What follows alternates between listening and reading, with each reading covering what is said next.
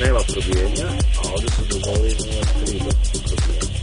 Pa, Aka Slavonija od ove sezone uvela to da nema probijenja, ja se potpuno se slažem s time, jer mislim da to kalkuliranje nije baš nešto pretjerano pametno, jer svako ko krene kalkulirati uglavnom možemo se desiti da izgubi. Recimo meni se isto desilo da jednu utrku je bilo gle, on je prednji pogon, iako smo isti po vremenom, ja imam 4x4, ako budem brži na startu moglo bi se desiti da ga pobijedim, tako da to kalkuliranje ne valja. A što se tiče ovih pravila 423 Racea i Aka Slavonije, ja mislim da je to sasvim u redu da svako ima svoja pravila. I recimo mi imamo jedna pravila, na King of Europe se vozi sasvim druga pravila, drugačiji je semafor, tako da nemam ništa protiv toga. Šta vam se jučer dogodilo? Jučer je bilo jako zanimljivo jer krenuli smo na kvalifikacijama probati čisto kakva je podloga, kakva je staza. Odvezli smo na red light 11.6 vrijeme auta. Onda smo na drugim kvalifikacijama protiv Mate Rimca u Elektro BMW odvezli 12.1, dok je Mate Rimac imao 12.07. Tako da sasvim zadovoljavajući rezultat. Prva utrka protiv Zokija u TDI-u. Krenuli smo identično, imao sam osjećaj da ćemo probiti klasu jedan i drugi, jednostavno sam malo popustio gasa, on je prije prošao cilj. Na kraju su ispostavili da smo bili dosta loši na startu, da su vremena u stvari bila nekakvih 12.2 i 12.3.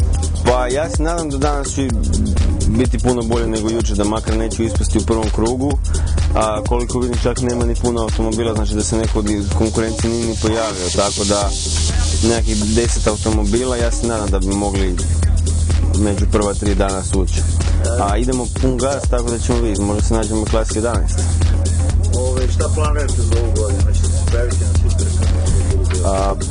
Planiramo, sljedeća utrka je 17. i 18.7. u Bosanskoj Gradišci, zatim dolazi ponovno u 8. mjesecu Street Race u organizaciji Darija Ljubičića, nakon toga je Aka Slavonija ima u 9. mjesecu utrku u Osijeku.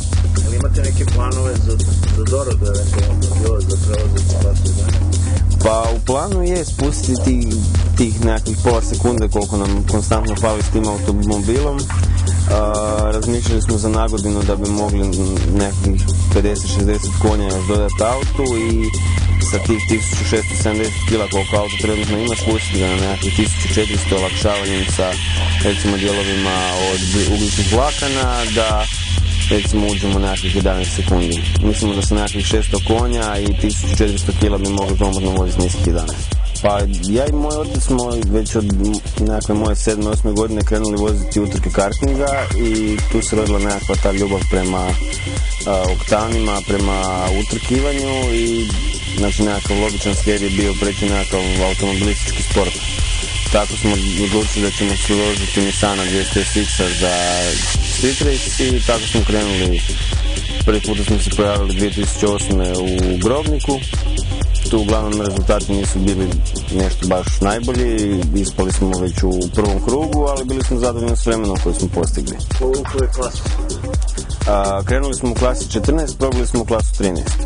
Tako da smo sljedeću sezonu 2009. vozili opet 420 Street Race, vozili smo u klasu 13 i zbog nekakvih problema s automobilom smo odlučili pauzirati do kraja sezone, no međutim tako su nastali problemi pa više nije bila održana ni jedna utrka i došla je 2010. godina. 2010. godine Lynx kao firma koja se bavi kompjuterima je odlučila kupiti Nissana Skylina R33 za drag i odlučili su dati meni automobil da vozim pod njihovim sponzorstvom.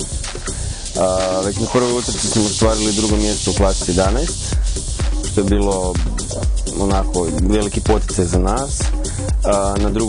Na drugoj utrci u Osijeku smo uspjeli osvojiti treće mjesto i treća utrka prošle sezone je završila sa prvim mjestom u klasi 12. Ove sezone sa otvorenjem... Ja se zadržimo na prošle godine. Osijek 1, niža klasa, a završna klasa 12. Znači nešto ste ili dorađivali na auto ili... Pa zapravo to je bilo onak sklop nekakvih spretnih nesretnih okolnosti, što za mene, što za druge. Jer uspio sam biti drugi u klasi 11 sa najboljim vremenom 11.996. Jer to je bila prva utrka, bilo je uhodavanje sa automobilom, no međutim kako su ti auti u tim nižim klasama, nikad ne znate koliko će uspjeti odvesti, tako šta se može desiti. Tako recimo išao sam protiv Romana Jurišića Repe, čovjek je uspio promašiti treću brzinu, pa on onda nitro nije uhvatio, pa je odvezao 12.1 i jednostavno ja sam bio brži sa nekakvih 12.0, nešto sitno. Druga utrka je bila protiv dečka isto u golf jedinici. Dečko nije uspio krenuti kako spada, nije uspio drugu brzinu uhvatiti, jednostavno ja sam prošao i njega. I u finalu sam dobio Sinišu Bastu sa kadetom, no međutim to je bila borba Davida protiv Golijata, Basta je bio brži sekundu i pol od mene. Ali uglavnom jednostavno potrefilo se i osvojili smo drugo mjesto u klasi 11.